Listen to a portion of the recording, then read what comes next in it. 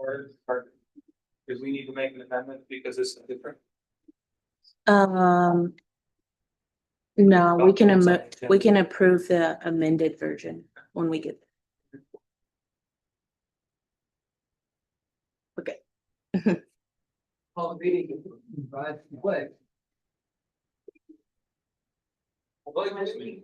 Flag, United States of America, and to the republic which stands one nation under God, indivisible, with liberty and justice for all.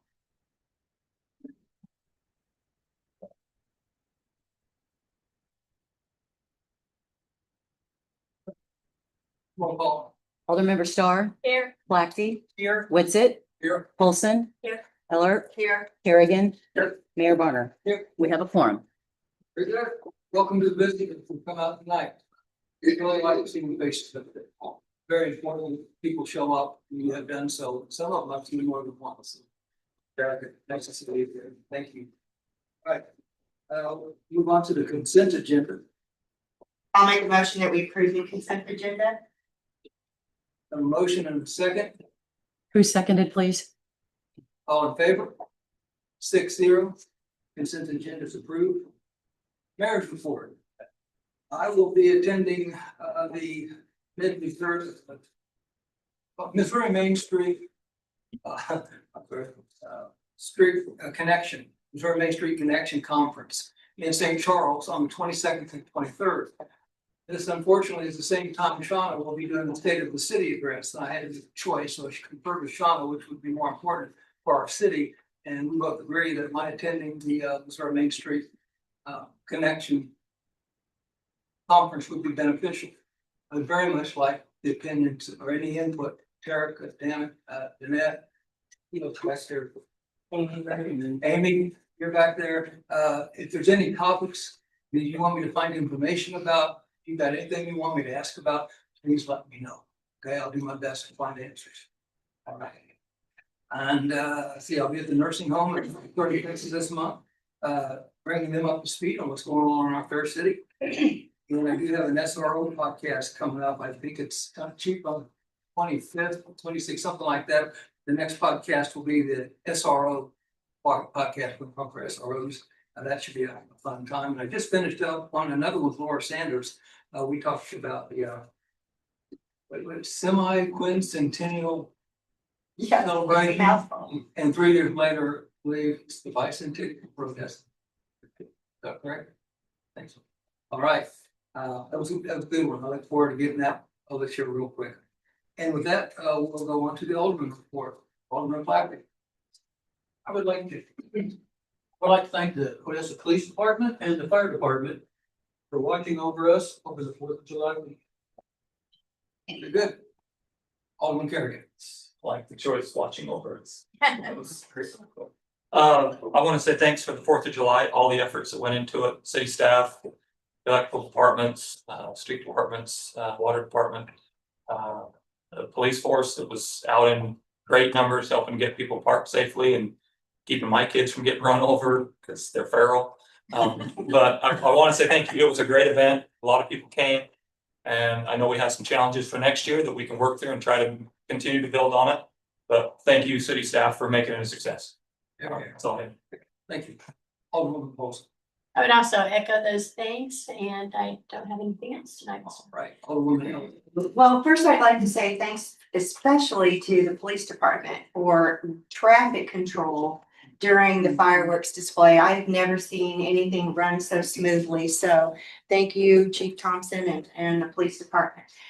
Secondly, I think I would like to possibly bring up again next year our days that we shoot off consumer fireworks, the personal use fireworks in town for 3 days. I have talked to multiple people, not just in my ward, but in several other wards around, and it's just almost too long. So the 3 days. So not that we have to do anything. We've got a whole year to think about that, but the consensus is knock it down to at least 2. Most of them like 1. I don't really think we need to ban, consumer fireworks, but I did get some complaints, and so I'd like to revisit that ordinance maybe next year. And that's all I have.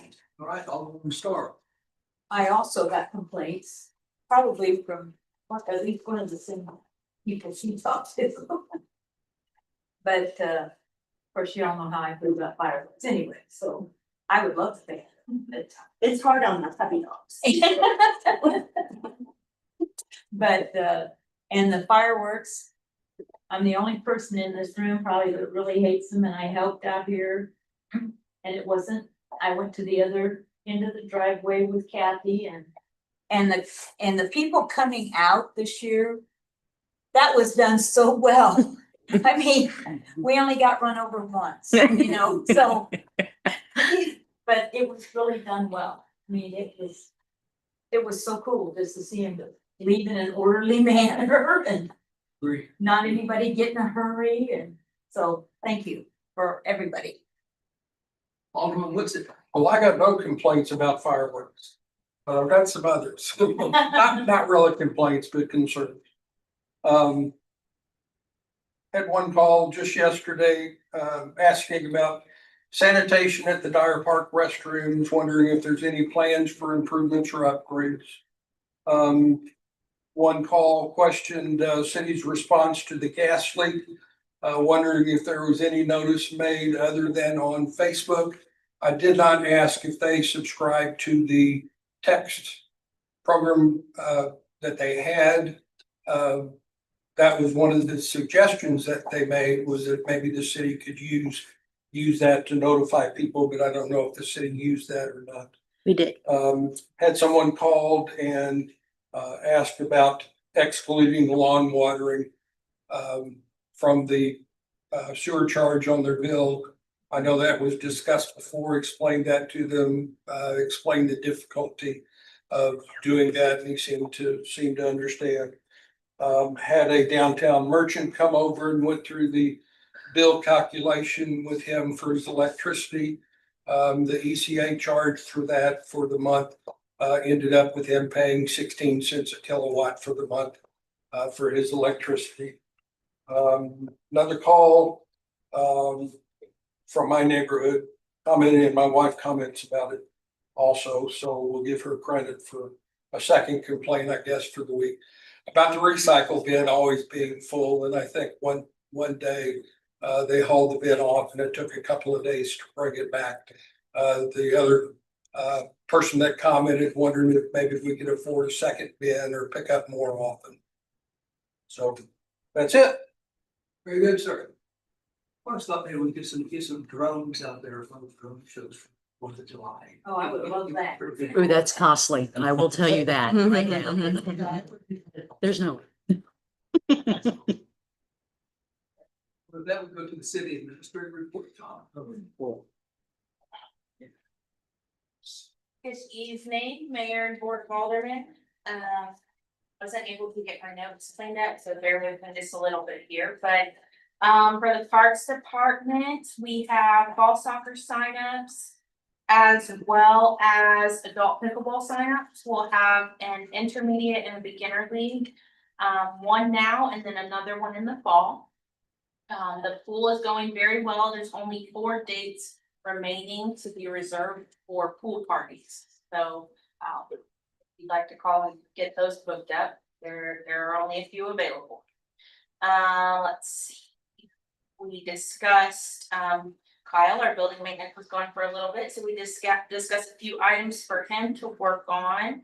There is a park board meeting this Wednesday and then a partners meeting next Wednesday.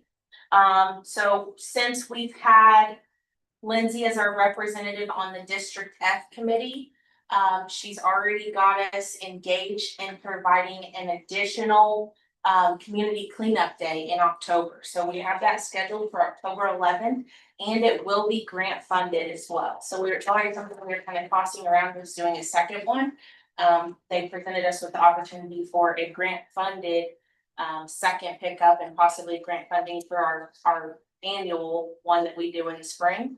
So that's scheduled for October 11th, and we'll start planning for that. It will be county-wide per the grant requirements. So we are kind of starting to look at maybe some different options, and that maybe Dyer Park won't accommodate the quantity that we'll be receiving. It will also include hazardous waste and tires. So that's an improvement from what we're able to provide to our residents alone, so. Electronics included in Yep. hazardous. And then we also discussed getting the fountains back out. There's been concerns raised now that we've got the beavers out, that we might have muskrats. That could be also contributing to the damage of the fountain. So we're gonna call the same guy who got the beavers out and see if maybe he could get those muskrats out for us too. I have a question. Isn't there some kind of tube you can put underwater to keep that from happening? We did, there's a mesh that goes over that and we did, but they. They suggested that we go ahead and try to get rid of them if they can, because they believe, or the guy that, correct, Sean? That eradicated or got rid of the beavers, said that he thought that probably muskrats were just was. I was thinking there was some kind of plastic tube that you could put in there and put that in there. Actually a mesh or metal. Yeah. That goes over Yeah. protected, but. We did get replace them. We replaced them with a more industrial version, but we are still a little bit nervous just because of the cost of the investment of putting them back in. We've also spoke with conservation regarding the moss and algae. We were looking into adding carp into Lake Veneta ourselves, and once we got confirmation from Department of Conservation, they requested that we do not do that and that they should be the ones responsible. And if they are to do it, we need to wait till September. So we're kind of at their liberty for that topic. I also wanted to congratulate all of our staff on the great work that they did at the fireworks show. It just keeps getting better and better every year, and we have a lot of thanks to give to Karen for that. She does all of the planning, coordinating, getting the departments. Yeah, I think we're. Can I just real quick, I would like to thank the Bailey family for the use of the hill. I'd like to thank the state fire marshal, the Odessa Fire Department, our city staff. They were amazing. Police department, electric, water, Kenny's crew mode. Every single person stepped up and just made this event great. So thank you for that. And I mean it. Okay, we also have interviews scheduled for the AP clerk position at City Hall, so that position is we're still accepting applicants, but we will be setting up interviews for this week. We're continuing to kind of keep tabs on our CIP items for the year. We are through the first quarter, so we want to make sure that we stay on track for those. One thing that was also discussed was bringing the downtown lights, adding the downtown lights back to our downtown area. For the rest of the year, at least until Christmas. So let's see, we will be moving our finance committee meetings to the second meeting of the month. And lastly, at our next meeting, Joey McCliney will be joining us to talk about our bond rating and some investment discussions. For the electric department, they've been working, they were able to get the transformer installed for Advanced Industries' new facility on Friday, so everything was successful there. Working on getting a lot of their CIP items up off the ground. We have quite a few CIP items for the electric department that require RFQs or going out for bid, so that includes the contract labor for the conversion. We are wanting to acquire engineers and a study for reliability, and then we will also be moving forward with a tree trimming bid this year. So, let's see, for community development, we had a board of adjustment meeting on last. Whatever day that yes, because we had the board of adjustment meeting here at our normal place, but at the same time, there was a need to evacuate the VBA daycare. So we had our board of adjustment meeting with 40 young children at the same time. So staff accommodated very well and we made it through. So did our board of adjustment and the community members that joined us for that meeting. So it was a very successful meeting. There was a large outcome of neighbors within the 185 feet that were invited to attend. And I was very pleased with the board's ability to handle that quantity of residents, concerned residents, and I was very confident in the fact that those residents left the meeting with a confident understanding of what the variance meant for them and for the development, so overall success. We will have planning and zoning on Thursday. As of right now, the preliminary plat, if everything goes well, the preliminary plat for the senior living at the 1912 building will be on the agenda, as well as a continuation of the PUD discussion. We also have the plans for Hotner's property at 40 and Johnson have been submitted for plan review with the IBTS and Allstate. So we're waiting to hear back from that.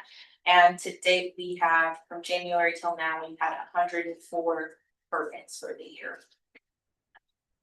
For HR and city clerk, we have a new employee. We've hired Ben Brown as our new school resource officer, so you will meet him very soon.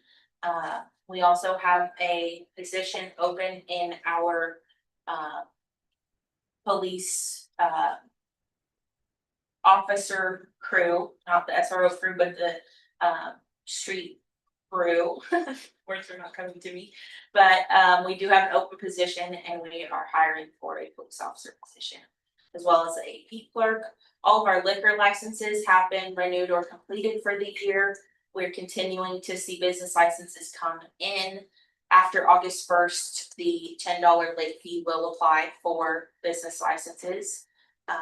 And Karen successfully made it through open enrollment and got all of our 45 employees got their insurance uploaded, and everyone signed up successfully for their new plans.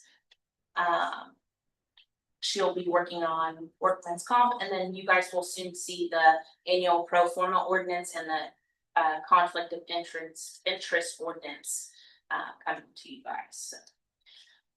For the street department, forgot to put your notes on my notes, but we have paid North 3rd from Montgomery to Otway. We've paid North Russell from Marion to Otway. And we will be starting on the curb work for Centennial Hills very soon, followed by the paving in that neighborhood. And we have had a few water leaks recently, one that they're planning to repair tomorrow. And they'll be reading meters this week. I get everything? Okay. For overall administration, staff are continuing to work on the action items for the strategic plan. We have completed the survey, received 125 responses for the survey. Not a large number, but also not a bad number by any means when it comes to surveys. So we'll be sharing those results with you, likely as a part of the overall final report from the consultants. And like the mayor said, I'll be presenting the state of the city presentation to the chamber next Wednesday at the Hilltop. We met with MoDOT last week to discuss some of the concerns that we see with the new approved interchange design. We did our best to share our concerns with them, and at this point, we're really just trying to make sure that they are prepared for whatever feedback should come to them at the August 5th public meeting that will be here at the community building. So there'll be more information as soon as they start sharing that. We'll start sharing that just to make sure everyone is aware that that time for public input is set for that date, pretty much that date. So for economic development, we met with the Missouri Department of Economic Development last week to discuss a few projects that are happening. So they are very helpful, have a lot of different programs and avenues for us to explore. So that meeting went very well. And then we have the 9th Street project, or the ARPA project that was funded. It has officially began construction, and they began construction last week. And Triple C is starting the project off with the install of the water line on the west side of the street. So we've done door hangers, we've posted on the community page, and we utilized our new texting system to notify the 4+ neighborhoods in that area. To talk a little bit about that system, we did use that for the gas leak, the one that was on Foxtrot. We used the text system there, so I believe when I sent that alert out, it went to 14 of the residents that live on that block. So that was a good amount, but the data that we have in there currently is based off of our utility billing information only. So we do plan on doing a little bit of a public campaign to solicit people to either update or add their contact information so we can utilize. It's coming so handy so far. We've used it a few different times. Use it to notify the 9th Street project, the gas leak, and one other thing. I think I can't remember what it was, maybe a water main break or something like that. And then, like I mentioned before, Doppler is a 2-sided program, so we have the ability to notify our residents and constituents, and then they have the ability during an outage, and when it's after hours, that is the key to it, right, as of right now. But after 4 p.m., once our crews go home, when residents call the emergency phone number, then they're able to be provided with information of the outage. So it uses AI to recognize anytime there's a major event, and anytime there's more than 5 calls on the same topic, then it'll register that as one of those major events, and then everyone can kind of use that pizza tracker and understand what's going on and where our crews are at the time. So right now, we're still kind of learning how to use it, but it's been very successful so far on the minor things that we've had to use it. I do believe that's everything. Thank you, Sean. Thank you. Very good, thank you, Sean. All right, there is no public hearing tonight, so we'll move right on to public comments. If you mind the public comments, so time when you it's not a time of discussion, it's time to present your comments and your opinions to the board. And first up, we have Robert Gary, who wants to speak on resolution 2025-16 that was on the agenda tonight. And to remind, I'll just let everybody know what that is. That is the proposed resolution adopting meeting procedures for the Board of Aldermen meetings. Oh, this is working right now. Good. Most of you know me. I used to be an alderman. Bruce has defeated me. But he is doing a wonderful job. I am addressing the aldermen for the simple fact that Colin, who is the Ward 3 alderman, along with Bruce, started approximately a year and a half ago a meeting with our Ward 3 citizens. At this stage, we went through a year's worth of effort.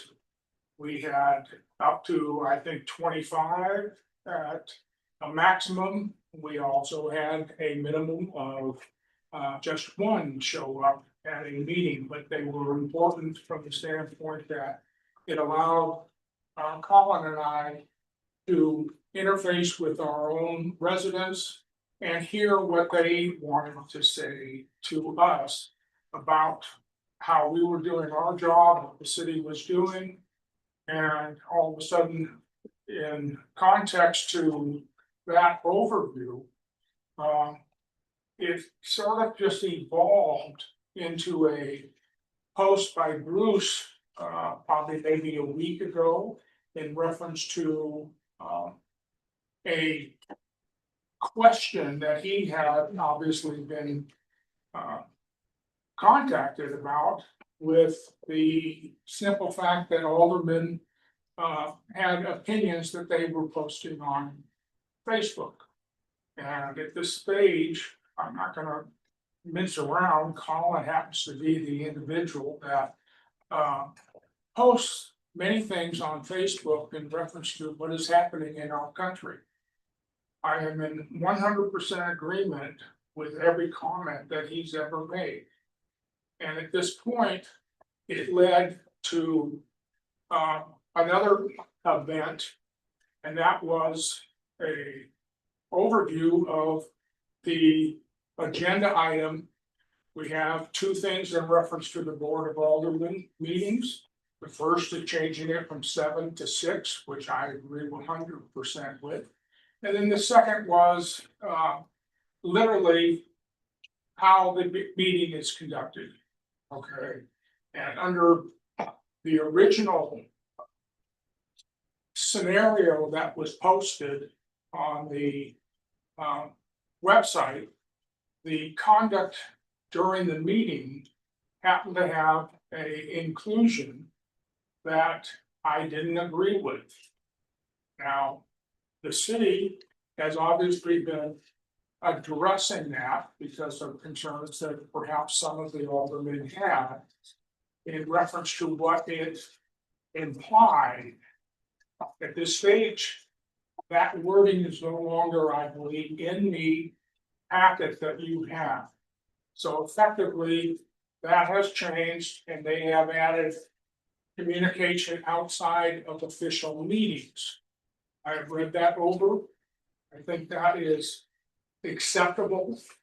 I just wanted to make sure that all the aldermen knew what it was that there had been concern about. So at this point, I give the city credit for obviously hearing certain aldermen, taking action to rectify the resolution, and I wish you all the best. Thank you very much, Bob. Appreciate that. Right. I like presentations. Next, we have the presentation. This is a presentation after the MPA reliability. Shauna can maybe speak to that and. Yes. Sorry. Use this one? He's gonna present, but he's gonna, be candid, I didn't have anything to do with this. Honestly, I didn't have anything to do with this. So when the pictures were taken, Shauna, you and Troy need to be in the picture. Yeah. I probably should have had Troy come up here. Yeah. So, well, first I want to introduce Dennis Klusmeyer. He is the senior member advisor for MPUA, Midwest Public Utility Alliance. So they are our, electric power pool, so we purchase our power from. And he, from what I understand, whenever we were notified of receiving the award from APPA, American Public Power Association, MPUA wanted to make sure that they came here specifically and in person to explain the award to you guys and do the honor of presenting us with the award. So I did write in the Board of Aldermen report here. I did write just a little bit of a further explanation so you knew a little bit of what went into the award and how it's kind of divvied out amongst those who participate. So this is our first, 2024 was our first year of applying for and submitting all of our data to APPA. It was a partial year, so we submitted in from June to December, but I think it was a very good indication of the data that we did submit, and I will let Troy add anything you would like to add. Good board minutes. You have anything? The other thing I would like to add is that I would like to have Darren Nelson come up there and get most of all the submitting, the information for our outages, very accurate, very full. And so he jumped right in and he took care of that. So, just because of his efforts that, it was submitted and, so that's about all. All right. Well, Mr. Mayor, ladies and gentlemen of the board, just to give you all a high level view of what this award actually means for your utility system. It's amazing. Right now, APPA tracks a little over 2,000 utility systems in the country. Area D reliability program. They take that information, they also compile that against EIA submittals. Yeah, shut your mics. There you go. Sorry. We're having Apologize. technical difficulties. Just a little. They also, they take that information and compare it to your EIA submittals, to come up with the determinant of who receives these reliability awards. So this puts you in the group of 252 utility systems in the nation that receive this award. 15 in the state of Missouri received this. So in essence, you all are right now one of the best in the country. So you should be proud of it. I think it's probably gonna be an ongoing award that comes through Odessa with the staff that you all got in place to help manage these issues. So, Mr. Mayor, ladies and gentlemen of the board, I would like to present Odessa Power and Light with the Certificate of Excellence and Reliability, and congratulations from APPA and MPUI. All right.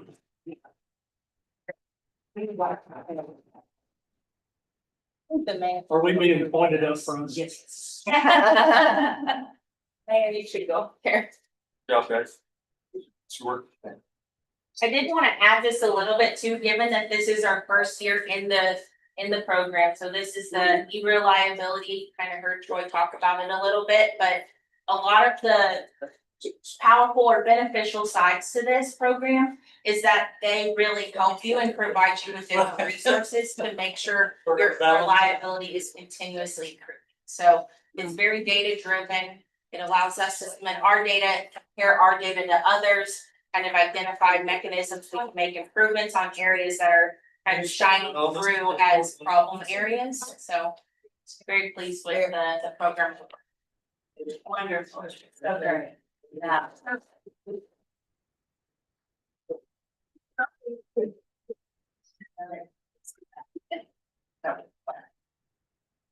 Mr. Mayor, thank you very much. Thank you. Y'all have a good evening. Thank you so much, Dennis. Could you send me a copy? Absolutely, yeah. Appreciate it. Thank you. No problem.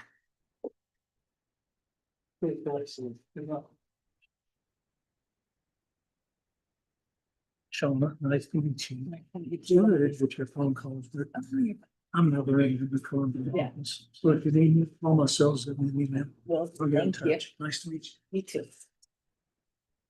All right, next up is bill number 2025-14.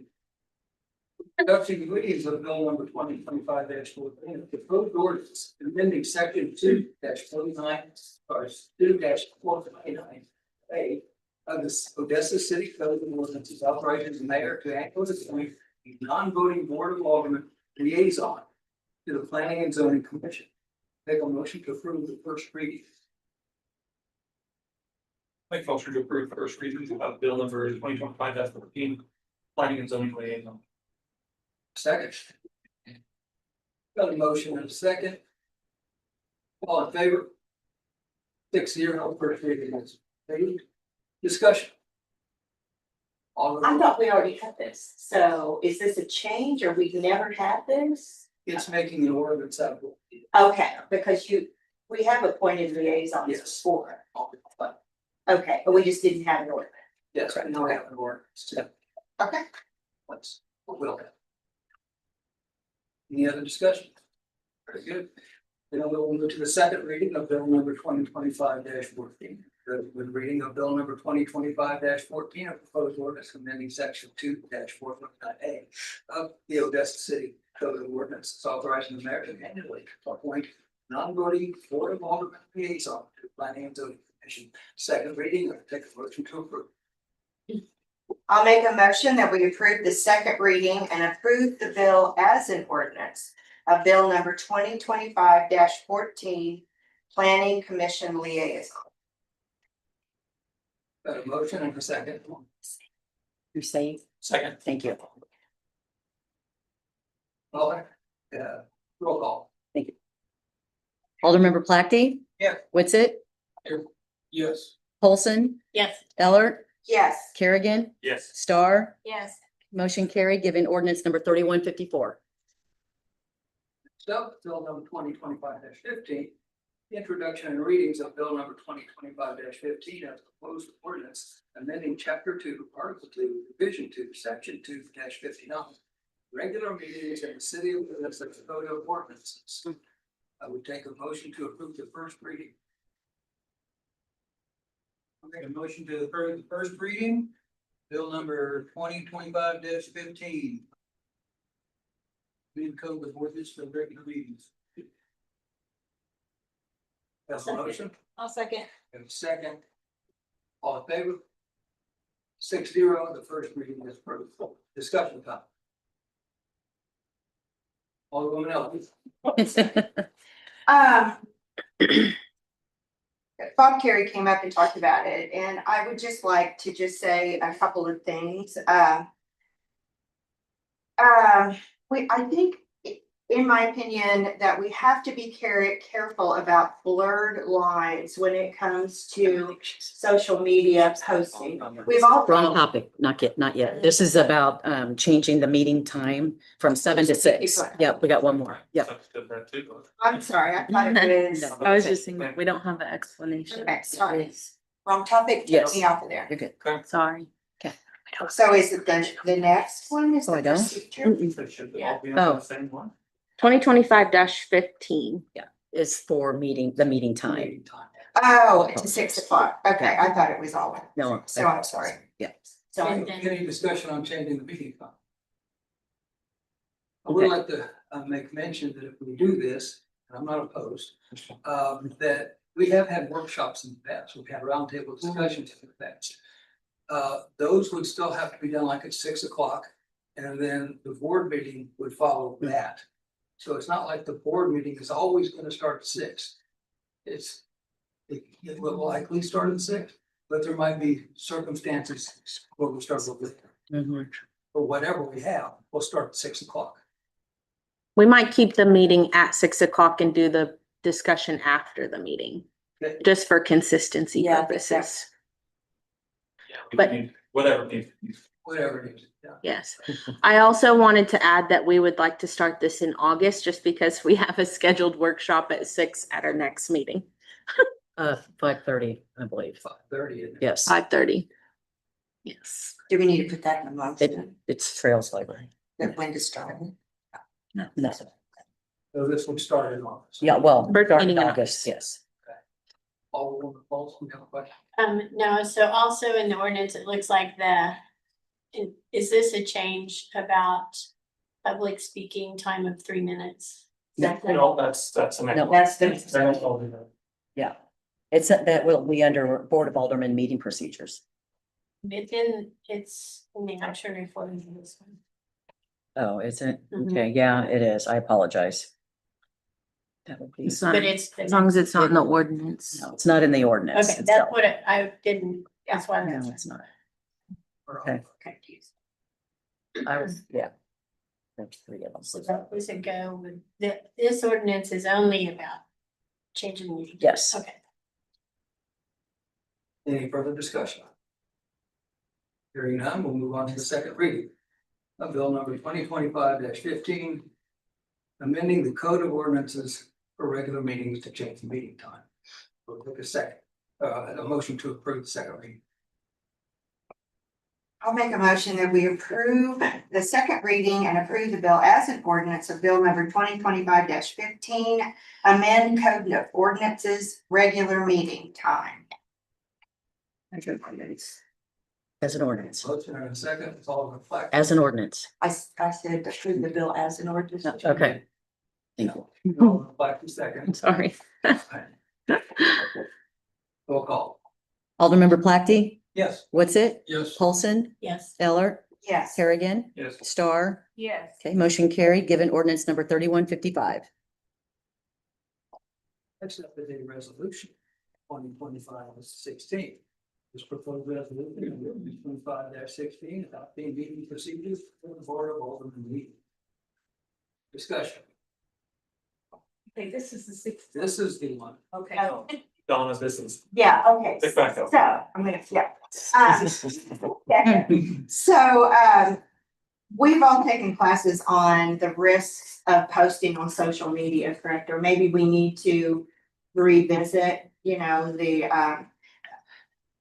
posting on community page is just the same as posting on a personal page. And what I saw, what's happened was that I think the post might reflect, it might be confusing that it might reflect official policy rather than personal opinion. And what got posted, we had not even discussed here, all 6 of us. I mean, asking for community opinion, that's fine, but I would caution, and I was wondering if our attorney might speak to that just a little bit. You know, I'm not saying anything happened wrong, but maybe I think I think Karen put this in here, or was put in here. Members are encouraged to refrain from discussing and sharing their opinions on matters through social media and outside of public meetings. I feel like, and correct me if I'm wrong, this was just a caution about the risk of officials posting on social media. Is that correct? Yes. And so I was wondering if you might speak to that just a little bit. So what, you guys haven't seen me before, but I'm filling in on the meeting tonight. I do a lot of the litigation for the firm. I'm currently litigating 3 of these cases all over Missouri. Okay. So there are 2, I'll reduce my entire training that I do for city officials into a very brief summary, which is if you are going to be on social media, make sure that anything that you post, because you're an elected official, people know that you're saying that either in your personal capacity or in your official capacity.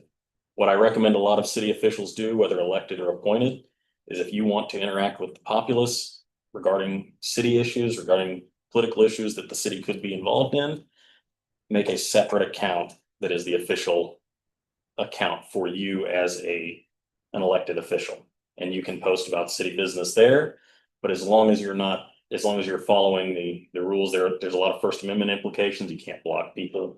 You can't delete comments that you disagree with, that sort of thing. But the real rule on this is you got to wear 2 separate hats when you're on social media in order to, 1, not bind the city if you were to violate somebody's First Amendment rights through blocking comments, blocking content, something like that. Because if you're doing that in your official capacity, that goes straight back to the city. It's like a direct line to the city treasury. And there are lots of lawyers out there right now, I know, looking for public comments on community pages, things like that. And they're going straight for the city treasury. The other thing is, if you're not careful and you do it, you make a comment or block somebody where you kind of blurred the lines together, where you may be speaking in a personal capacity, but people don't quite realize that because maybe on your personal page, you've talked about city business, and then sometimes you post about what your dog's doing. And then you go back to talking about city business, and then you talk about a TV show that you saw where you're blurring that. It gives them an opportunity to go after you personally for a First Amendment violation. So it's not just the city treasury, it's going to be personal bank account that you'd be held liable for. So that's the caution, that's reducing everything down. But I think the rule of thumb is generally be very cautious what you post on social media. If you want to post from your social account about city business or something like that in a community environment, make sure that people know what hat you're wearing when you're making that post. So for example, the specific post, and I'm the one that posted on a personal account. Mhm. Ask a question, what do you think about this in That was a the community policy page, that we're wasn't going it to? personal? It wasn't a personal account. Yeah, it was my personal account, Bruce Whitsitt EA. It came to me on the community page. Well, it was on the community page, but my account said Bruce Whitsitt EA. Ask a question, what do you think about this that we're going to be considering? I did not discuss back and forth with the responder. I just asked the community's opinion. I think that draws a very thin line as to what is. I'm sorry, I can't hear you. Sorry, I don't know if it'd be using the microphone or not. I think that draws a very thin line between personal and private capacity. Basically, what you are discussing is city business. There was no discussing. I asked opinion. It was one-way communication from the responder to me. And I think what that does is it starts the analysis if for future posts, because you have used your personal account to seek discussion or seek input on city business. that the next time you do something like that, it could start to blur those lines. And that's why I always advise city officials to have, at the very least, if you want to do that, make sure that people know this is my personal opinion. Or if you want to, engage the populace on matters of policy and get their opinion, you're entitled to do that.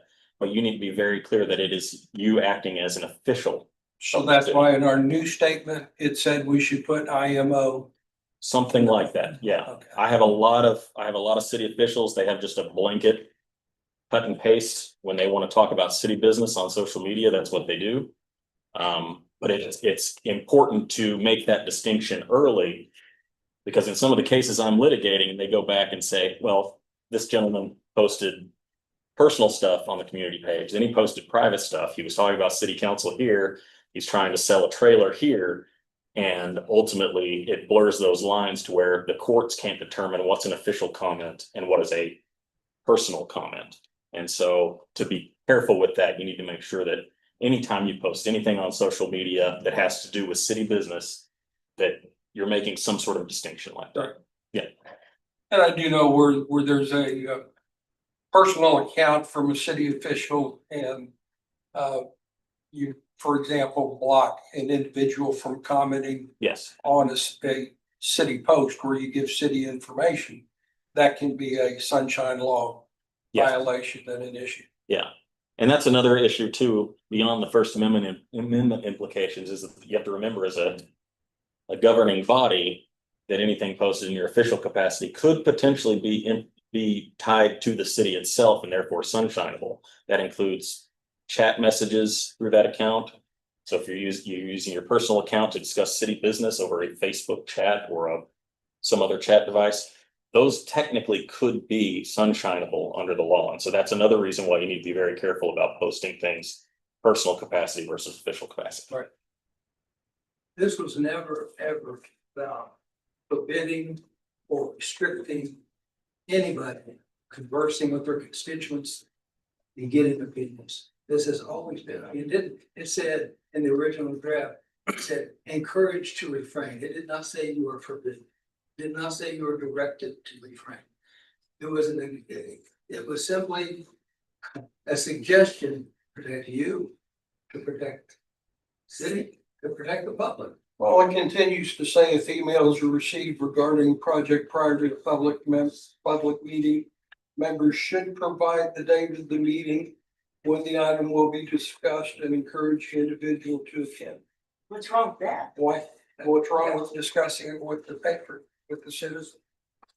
Absolutely nothing. I think the whole thing was just be. I mean, we're supposed to be about transparency. All you're saying, I think all this is saying is that if it happens and there's an email, discuss it with that person, but also Right. encourage them to come before the board, because I was a little miffed about this, that that this is all being put out there before you bring this to the six of us to discuss this paragraph. I will always talk to the citizens about an issue that I feel I want their guidance.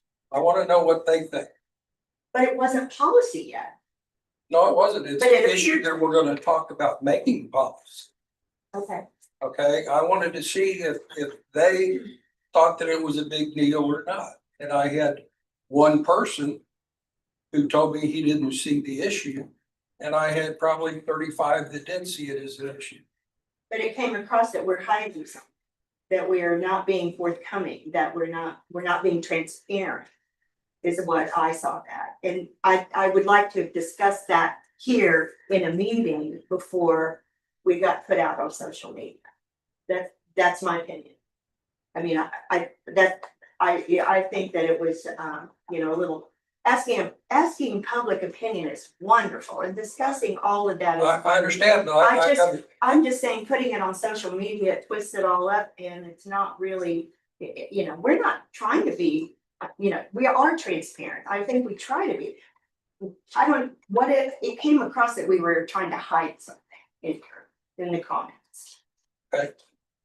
So May I speak? Because this tells me you have to give me permission. Hold your hand. And the reason the reason that we ultimately are doing this, okay, is so we have structure. Yeah. So we know what we're doing and we're not all over the place. So that was the ultimate. I mean, in a lot of cities, they have rules and procedures for all of their boards and commissions. So it's not something that was recreated or anything. But, and I do apologize, for that. I kind of thought about that comment as well. Should I put that in there or not? And I'm glad that you did bring it up. I wish I would have known first, but now that I've rewritten it, I've met with the attorneys. I totally understand where you're coming from. I just prefer to know that first so I can fix it prior. This wasn't in the original policy that we had. No. It wasn't in. the No, it was original- not. You're right. Original one. that- You're right. It was not. No. So. Can I add some more context? Absolutely. Okay. So a little bit about what Bob had talked about. A little off on what he was talking about, but let me clarify a little bit. I do post a lot of stuff that has nothing to do with the city. So how that got blurred together, I don't know. Because I don't post that stuff like that for the city. But what he was talking about is we do have these Ward 3 meetings. And for the last year and a half, I've asked to have them advertised. And I've been told no multiple times. But the mayor gets his personal podcast advertised. So I requested again. The response back from the mayor was because the city can vet it and approve the content of it, they'll advertise it. But because they can't police what I'm saying in a Ward 3 meeting, they want nothing to do with it. And then 3 days later, this comes out discouraging us from talking to the community. So you can see how some of that comes together and you think, well, what are we really trying to hide? So that's kind of the context behind that. So you understand it wasn't an attack on the board. I But kind of felt that way. it wasn't, but it was, why does one person get it or the other? And the only excuse was, well, we get to look at his podcast before it goes out and we don't get to look at yours. So we really don't want, and we've heard many rumors that there are people in the city that feel that because me and Bob started those Ward 3 meetings, that we're the reason people don't trust the city. Because we're sharing biased information, our opinions, and sharing things that may not put us in the city's greatest light because we're being honest and transparent of mistakes that we might have made. And asking for things. Now, I say those are rumors. I don't know whether they're true. But you put all that together and then you see this come in and it makes you question, what are we really doing? What is really behind this? And so we brought it up. We're not trying to not be transparent. We're all on the same team. I didn't write that particular section for that at all. But it's taken out now. It's, And I Yeah. think Karen would have appreciated if if you guys had gone to her about that before and let her, before putting it on. and I will recognize that. So what we have now, I mean, have each of you been able to read it? Yes. And, okay, Yeah. are you comfortable with that? With that part, I'd like to talk about the agenda part. The agenda part, okay.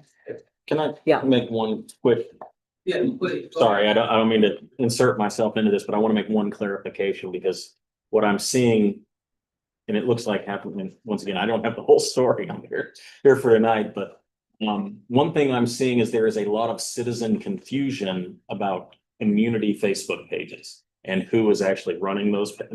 Yeah, they're not the city. Right. Some people will automatically assume that they are, and some cities have a city-run Facebook page. And so I think one word of caution to everyone here is if you're posting on a community Facebook page, be even more cautious of how you're presenting your opinion to the public, that personal versus official ad, because that line is already blurred to some people when you're doing it on the Odessa community page, the Odessa, citizens page, something like that. If it's got the city name in it, sometimes people will automatically push that to the city. And so you just want to be more cautious of that as you do that, because I'm seeing that in a lot of towns right now.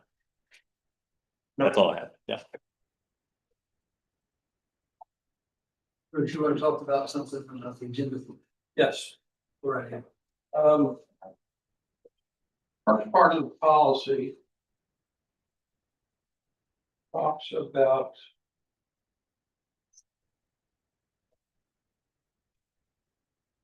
I guess it's in the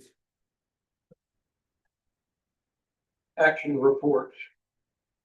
The procedures are intended to complement, not replace existing laws in the cities or the ordinances. Where are you at? Looking at the action report, board of aldermen action. Oh, not in the policy. Not in the policy book. Immediately before it in the agenda pack. We're going to the back of the policy. And we have suspension of rules and procedures. These procedures may be amended by the majority vote of the board. The board may suspend and enforce these procedures by 2/3 vote unless otherwise prohibited by state law. So that makes me think, well, what are we changing in this policy from the current rules? So I went through and read what our current ordinance is. Current ordinance says that the city administrator shall submit to the mayor and the board of aldermen a proposed agenda for each board meeting 48 hours before the meeting. There's some other verbiage, but cut it off at that point. Well, why is it 48 hours before the meeting? The agenda has to be posted for sunshine law purposes 24 hours before the meeting. I'm assuming it's proposed so that Board of Aldermen have the ability of adding something to their agenda, our agenda, between the time the proposed agenda is presented and the deadline for purposes of the sunshine law. In the new policy, it simply says the agenda will be prepared by the city clerk in collaboration with the mayor and city administrator. Doesn't say it's proposed, doesn't give the time that it has to be presented. It doesn't give any ability for the sixth board of aldermen to add anything to the agenda. So if you take that literally, the only way the six aldermen, even if all six of us wanted to add something to the agenda, would be with the approval of the mayor and the city administrator. What would be wrong with adding a second sentence or two sentences to this to document a procedure for aldermen to be able to add to the agenda? Now, I could see where you don't want a Bruce Woodson to drive you crazy and add a whole bunch of stuff to the agenda. That would drive me crazy. I could see where you wouldn't want to require 3 aldermen to sign off on adding something to the agenda, because you're kind of flirting with sunshine law violation of having to have a majority talk about it before it can get added. But what would be wrong with having 2 aldermen sign off on adding an item to the agenda? And we could just add a sentence that would say something like, Alderman, while a request to add an item to the agenda from 1 alderman may be added at the mayor and city administrator's discretion, an identical request from 2 or more aldermen shall be added to the next agenda or a date agreed upon by the requested alderman. Then you could also say alderman agenda request must be received at least however many days in advance or prior to the meeting in order to be. So to do it. I don't understand what you're actually, you're wanting aldermen to approve the agenda? Not aldermen to be able to add an item to the agenda. Can't we already do that by ordinance? You potentially you could, yes. So it gets a little complicated because the sunshine law is the sunshine law. Yeah. And so it requires dealt with a bunch of cities lately where this has been amended, but the time period for the sunshine law is there just to make sure that the agenda is noticeable. Here, member? Okay. Yeah, if you keep forgetting that I don't have a microphone. Yeah, he has a little bit. If you want mine, I talk about it. No, I'm okay. So you can by ordinance have a process to submit a proposed agenda or agenda items. The problem is you have to do that by ordinance. The sunshine law has the time limit set and it's set. So if you wanted to potentially propose an agenda item between the day that the agenda gets posted for sunshine law purposes and the meeting, reach out to the mayor, you could reach out to the clerk and do that. But to give more time than just those 2 days or whatever the time period is, that's gonna have to be by ordinance. And so it's something that you could, as a governing body, make that rule or make that procedure. Nothing wrong with doing that, but as long as you're meeting the minimum requirements of the sunshine law as well, that's what's gonna control. So see, part of our problem is that we're so overworked at City Hall, it's difficult to get the agenda out prior to the Friday before The 24 the hours. meeting. We can meet the 24 hours, difficult to get it out ahead of time. So it's very difficult for an alderman to get an item in. If we can make that request 3 days ahead of time, 5 days ahead of time, it gives the alderman an ability of adding an item to the agenda. The community may have a request that they want to get in. The way this is written, all 6 of us could want to have and add an item to the agenda because the agenda that's prepared doesn't say it's a proposed agenda. It's the final agenda. We have no way of adding anything the way it's written. Typically, if an alderman wants to add, I always suggest that he or she propose it to the entire board in the open meeting. Yeah. Prior But to, it's the meeting before.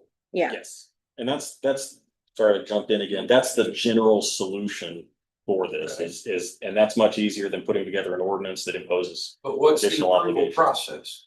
This Right. says it has to be approved by the mayor and the city administrator. If you bring it up in the meeting, it can be done by the mayor and the city administrator at that meeting for the next meeting. And if That's you what need, we've been doing. If need there's a- general direction of the board to do so, then we do it. That'd be under new business. Where would you bring that up during? yeah, I would say new business is the time for that. It can be brought up, and if you want to have something officially put on the agenda, you want to take a vote, if you want to take any, get whatever authorization you need from the board, you can do that in the open meeting. Like I said, there are ways to do it through ordinance. It gets complicated because then you're imposing additional deadlines and requirements beyond what the sunshine law already requires. And that can create due process issues, that can create sunshine law issues. So at that prior meeting, will the alderman have the time to make the case to add it? If you bring it up in new business, it should be, yeah. You mean adding it the day of? No, the meeting prior. Yeah, Because originally when I had asked at our orientation, I think it was told to bring it up in the alderman report. Well, that's not gonna give enough time to make the argument for why something should be an agenda item to discuss further. I mean, So how does the alderman make the case to bring it up and add it to the agenda without it being on the agenda? then we can agree on new business being that time to do so. Today. And so if we agree on that, we probably need to state that in here. But that's the appropriate process for it, so it's captured. Okay, we can do that. Yeah, and for a point of order, you can vote on the current amendment and then the amendment to where to include this proposed, action by an alderman. You can do that in another amendment. Nothing wrong with amending it. Run that by me again. Yeah. No. So I just remember that the vote right now pending is on the language that you have presented in front of you. Any change to the language regarding when an agenda is required, anything like that, that is a separate item. So that, just keep that in mind as you're voting tonight, that those are two separate issues. One of them was officially brought before the board. The other one is kind of a discussion issue. It would need a separate ordinance in order to, or a resolution in order to modify the policy. Unless we postpone this till the next meeting and we correct it and then bring it back to a vote. I would say no, because they're two separate items. So it's not, you're not modifying the language that's proposed, you're potentially adding new language in a separate amendment. But we can vote this down. Bring it back at the next meeting. So the As a scope, different ordinance. With that language. so And then pass it. the conduct during meetings language that you're currently presented with, you can vote on it tonight. Whichever way that goes, that's the language that's been presented to the board. If you wanted to change sort of the agenda language, as we've been discussing, or where that new agenda item is put in terms of where on the agenda, if it's new business concerning Alderman report, that would require a separate resolution. Okay, this part that says the agenda will be prepared by the city clerk in collaboration with the mayor and city administrator. Yeah. So you How have. do we change that wording that. to ensure that aldermen have the ability to participate in the agenda preparation? What page are you on? Is it 2? 4. Or is it 4? Okay, 4. Correct me if I'm wrong, Bruce, but So what's here is That was already fine. there. You just want So- to add more if you- I content. don't know if you guys are following. So that's what he's saying. This language is this. Approve this as it is right now and bring it, put it on the agenda for next This. time to make an amendment. That what you're saying onto the. So the vote is for. This, this sentence cannot be approved without the alderman But being I would able recommend to to make it. participate in the agenda process. Anything having to do. You're taking out the part that exists now in the That can be ordinance, voted on. And we will that do the that. alderman and mayor in the next present meeting, us if it is with a not properly- proposed agenda Gotcha. that we're able to And then we can participate just put it in here. in that process. Yeah. We will amend. It's that just, it's gonna take a separate the vote next to change meeting. that. Yeah. language. We can also approve this Otherwise, with that change. it's like it's. Add those for the Right. legislature. We do that with ordinances all the time. Does that make sense? Procedural question? Go ahead, So- Alderman Jarrett. You want to try that? Yeah, I, You want me to- position is still that anything having to do with the agenda and changing when the agenda is modified or anything like that is probably gonna have to be a separate vote. Simply because the language that's presented to the board right now has to do with the conduct during meetings. Okay, so I have a question on that, Yes. so explain that to me. So right here, it says this packet, everything in this packet is the resolution we're voting on. Which is not only conduct, it's agenda as well. So the So you're agenda, telling me it's two separate things, so I need to take this and now it's two separate ordinances? so was the, That's what you're saying. Resolution. yeah, resolution. So They're the two separate agenda language, resolutions? That's not what this says. so the agenda language, is that changed in this? No, the agenda language was the same as what it was when I presented it. Okay, so the only, It's a draft. just for clarification, the only thing that's changing in this Was new the conduct. was the conduct. Yeah. So you can vote it down if you want to. I mean, it's only gonna, voting it down is only gonna apply to the conduct during meetings language. And if you ever wanted to add that back, it has to be. This is a whole new policy. Yeah, they've never Yeah. approved. Oh, you never had No, a policy? this is No. draft. Yeah, that's what I'm trying to figure out. This is brand new. We've never voted this. in. Okay. The I the did not know that. amendment Okay, comes yeah. from. I'm gathering that now. So now you're tracking. I apologize. Okay. I thought this policy had been in place for some That's time. what I No, was. they have- That the amendment comes from the fact that what was in the agenda didn't include the revised language. Yeah, Okay. it's been changed since the agenda. So, went up. okay, I'm sorry for the confusion, No, everybody. I okay. Oh, I apologize. think we're on the same That's what page. happens when I come and fill in a meeting last minute, but. So if if you want that language in this, you can choose to vote as it is right now and then bring it up later. Well, can't we just postpone it and say fix it and bring it back? You could, yeah. I mean, That that's, would be the easiest, just. that's up to the alderman though, yeah. If you wanna move to table it, or if you wanna move to vote it down and bring it up later on and add that language, you can. You can move to approve it and then add that language in a new resolution later. Both of them are just Let's formalities. just move it, let's just move to table it, bring it back. with the correction. So I'd like to get more clarification on exactly what you want. So they would just meeting, right? No. That's what takes. Postpone. Say tables this meeting, postpones the session. Postpone.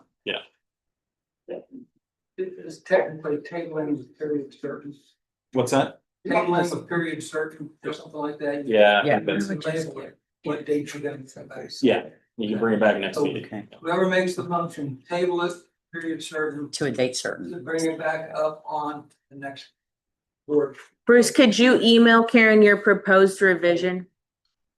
Thank you.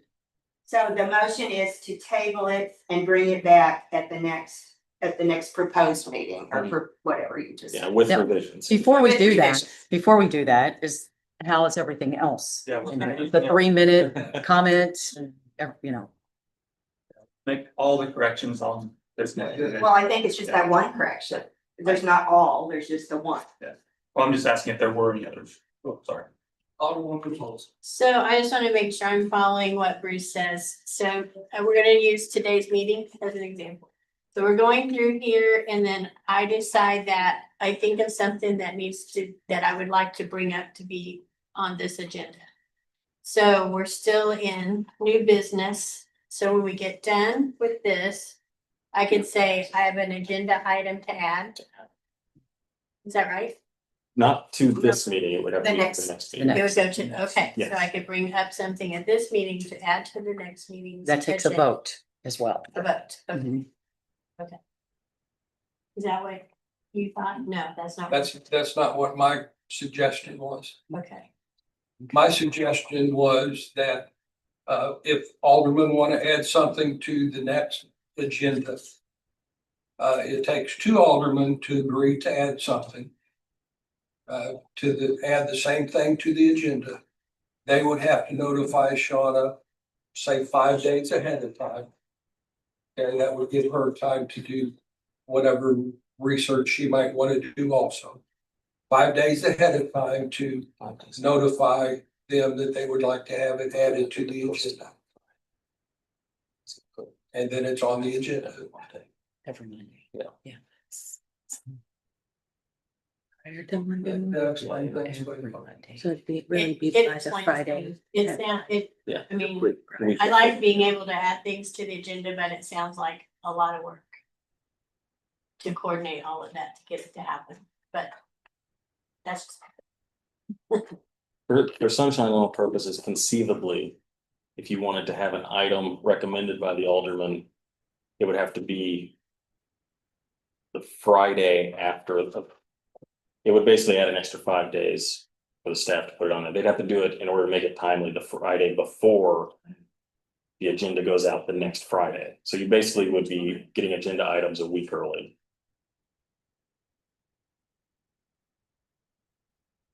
Doesn't that, Sorry, go ahead. doesn't that make it hard? The reason that we push this back to Friday is so that you can get everything on there that's come up until the last minute so that we can get more things accomplished during a meeting. If you put something out 5 days ahead of time, aren't we gonna? He's not saying put the agenda out 5 days, or is that what you're saying? No. He's just asking to be able to send the request. On the Friday, Yeah, which just the request is due to us. 8 hours. 5 days. Isn't it already like? Well, it's the meeting before now is preferred. I guess it's not written anywhere. I'm confused, so. I think it would take a resolution. Resolution. It's a rule. Either way, I think we need to come up with a standard policy in writing how the alderman gets something on the agenda. What that is agreed to be, we can continue discussing that, but right now, I don't think it's written anywhere. But I know I have asked to have put stuff on the agenda, and the response was, well, you need to add it at the meeting, and that was the only response I got. For the So- following meeting. No, for that meeting. So I asked to have it put in before the agenda was put out, and this is, well, the agenda's coming out tomorrow. You are just gonna have to bring it up in the meeting and have As an an alternate, amended- as an amended meeting agenda. That was the only way I could get something on it. Which you can't do. You can't add it at the meeting because you didn't provide notification. 24-hour notification for Yeah. sunshine law. I was told. I Yeah, it was, could if we it was voted. recommended by our attorneys not to do that anymore. Okay, well, do it, no, that's the only way that I know to do it, so. which is obviously not so great. So we need to determine how we get things on the agenda, put it in writing. How about you guys just send us what you think should happen and then we'll bring different revisions at the next meeting of options to discuss. So, no more comment? I'll make a motion to postpone resolution 25-16, Board of Aldermen. Rules of meeting procedure, Board of Aldermen, until, what's the date of the next meeting? Until the next Alderman meeting, is that sufficient, or I need to say the date? 7/28. 7/28? Yeah, that works. Do I have a second? All in favor? We got a motion and a second. All in favor? 6-0. Yeah. Yeah. Resolutions approved. Yeah. Okay. Right, moving on. Resolution 2025-17, authorizing the mayor to enter into an agreement with Cummins Sales and Service for a 3-year preventative maintenance contract and inspection service and load testing of city-owned generators. Discussion. I have one question. Alderman Berry. They're doing load testing every 3 years. Is that, talk to me about that, why it's not every year? Not putting holes in, but do we know, is that just a standard policy on gen sets? Because we used to load test them every year, is that just something different, or do we specify that? So that's a testing that they do. We load test, or I put a load on mine once a month. I do one week. Yeah, but we're only requiring them to do it under this contract once a year to verify it. Is that what that is? Right, they'll do some testing within the procedure of checking everything and all that. Okay. So, as we check it, as if it was on the road once a week and once a month. You know, we can pretty well tell, you know, if it's with it or whatever, so. There That's was, one question I have. there was they did provide us with 2 different contract options, one with load testing annually and one with every 3rd year. And the increased cost to do so, we decided it would be best to go with the lower option. Yeah, it's much more expensive, so. Yeah. You guys are comfortable with that? You feel okay with your routines on it? And I just said, work. So did we get 3 proposals for this, or is Cumming Sales and Service really our only one that can do this type of work? Yeah, there's not very many options I out just there. didn't see, I just, you know. I can comment on that. We did have another service coming, not this time, but the time before. And they would charge us for coming out in time during the night or anything that we, Cummins, the only one that comes out. We've had them in the past and they've always done us right. They've come out and beat them. I've seen them guys work on our generator in the rainstorm when we had no power, nothing out there. They were out there working. The other company refused to do that, so that's why we. And there's not a lot of companies to pick There from isn't when it a comes to lot. it. That's what I wanted. I think a couple of years ago, Don, I had 3, I think I had 3 a couple of years ago, but there, someone just, no one really provides that service that we have to rely on, our doors opening up, pump water, you know, I mean, it's, if you have that problem, we can't get called out for, we don't have generation and town's out. Right. You know, then we can open the doors, some of those doors, have, you know, too heavy to open. Okay. Easily, so, just thought that it was, Good with that. you know, that service is Okay. really. Thank you very much. Follow up to Donna's question, because that does bring a good question up. Not, anything against Cummins or whatnot, but did we fulfill the policy that we have with the quotes? So if we proceed with this, we haven't, gone against any of our legal policy about obtaining the right amount of quotes for our purchasing policy. No, we've obtained them to the best of our ability. Yeah, for what we've asked to do, that's really the only one that we've got to do what we want to do. I mean, need the policies legally, but. And do we have a document stating that? So I come from a background of that we always have to have documents stating we did our due diligence and what we did. Who we reached out to, why they couldn't do it. Do we have anything to cover us in case someone questions? That might be something finance we might have to look into, documentation when we do make variances like this. I think it's in our purchasing policy that we still need to complete and review, but I'll bring that up. Yeah, just something to cover us. I think we're covered in our new purchasing policy. We just haven't approved it yet. Any further discussion? If not, I'll take a motion to approve the resolution. And I'll make a motion that we approve resolution 2025-17, common sales and service. I'll second. One motion and a second, all in favor? 6-0, resolution is approved. Resolution 2025-18, authorizing the mayor to enter into an agreement with SAM LLC for professional GIS services for utility mapping and web-based GIS implementation. Discussion. No discussion. Very good. I'll move on to accepting a motion to approve the resolution.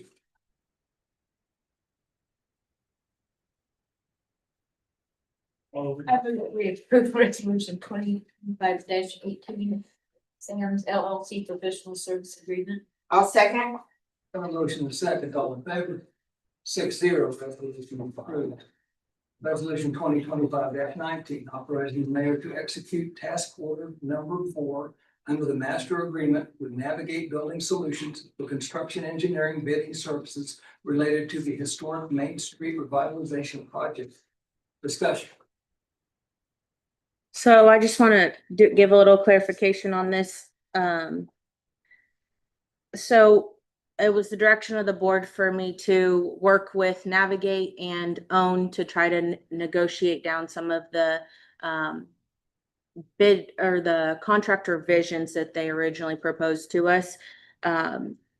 After that, in kind of in-depth deep dive that we did, we consulted with MoDOT, with the TAP grant people, MoDOT central office, and it was really their conclusion that what was best for the project and best for the city was that we wrap up the services that we have left that we need out of Own, and then to go out for bid for construction engineering separately.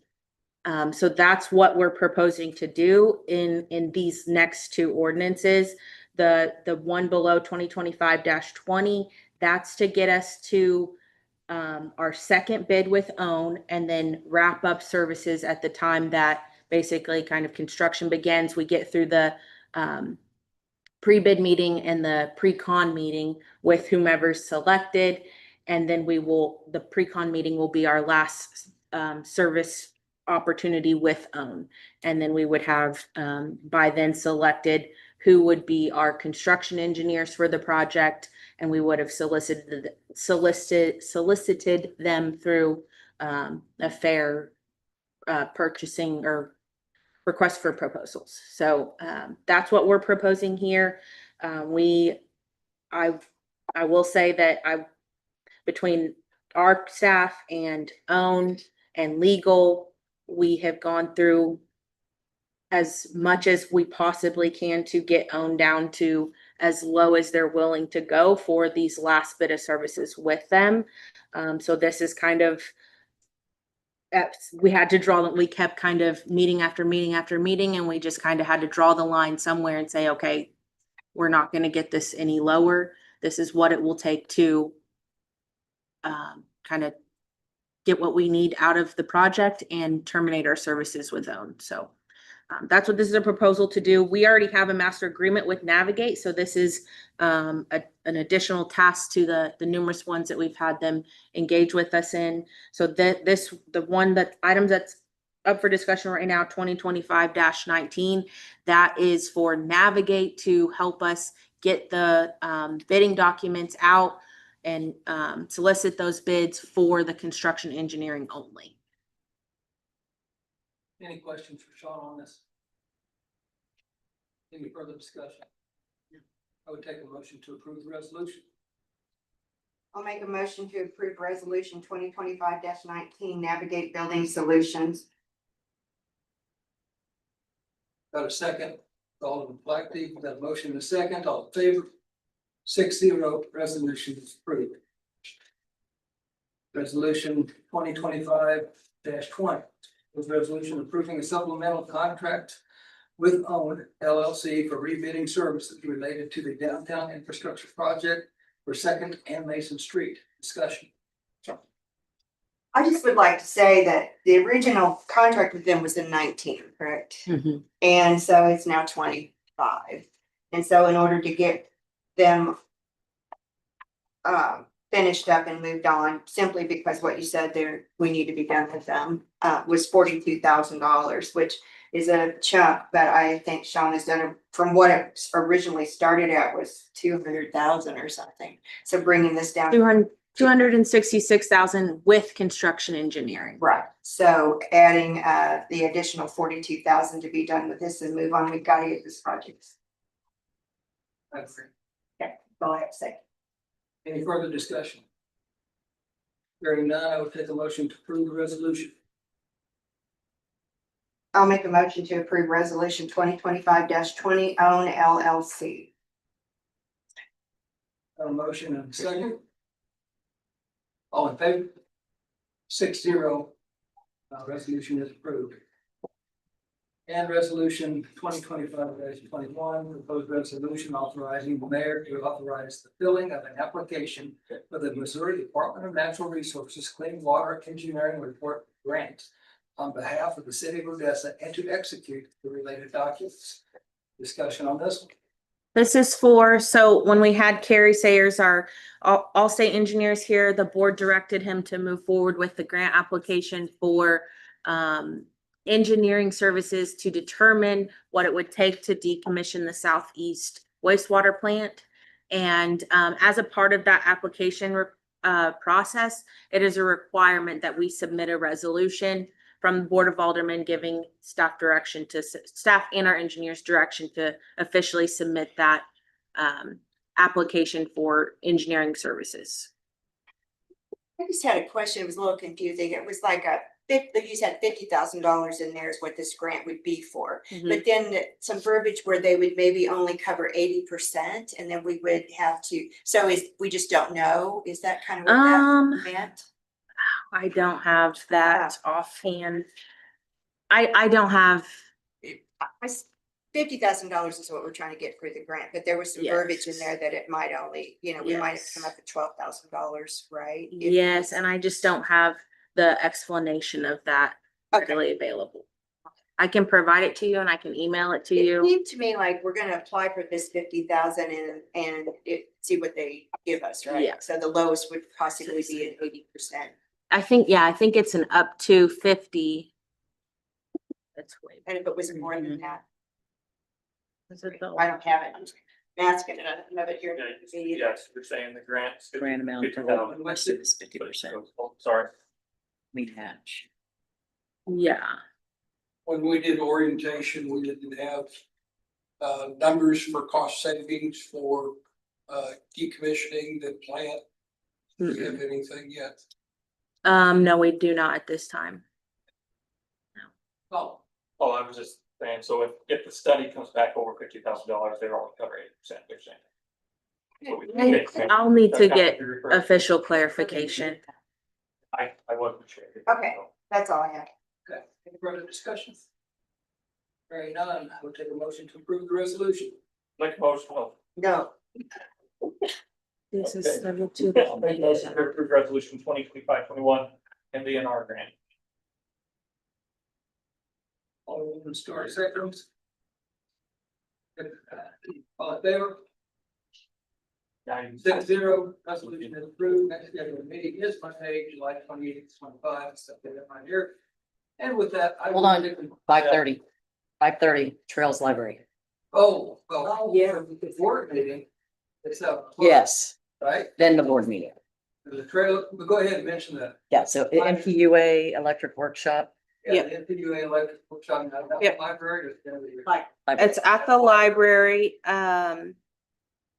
A few of the things that we were going to present, so it's Steve Stodden, the president and CEO of MPUA, and then their Connie Ford, their chief member services officer. So they wanted, or I've requested that they come and explain MPUA to all of you all, the benefits of MPUA. They will talk about the current state of the electric industry and how that relates directly to our residents and their current rates that they're paying, including the ECA, benefits of the MPUA and pool approach, and cost savings options and funding suggestions. And then also the a little bit of discussion about solar and net metering and things like that. Let's thank our lawyer for taking last minute preparations to come down here and do it. We really appreciate the effort you made to join us. You're welcome. With that, I will take a motion to adjourn. Second. Motion second, all in favor. 6-0.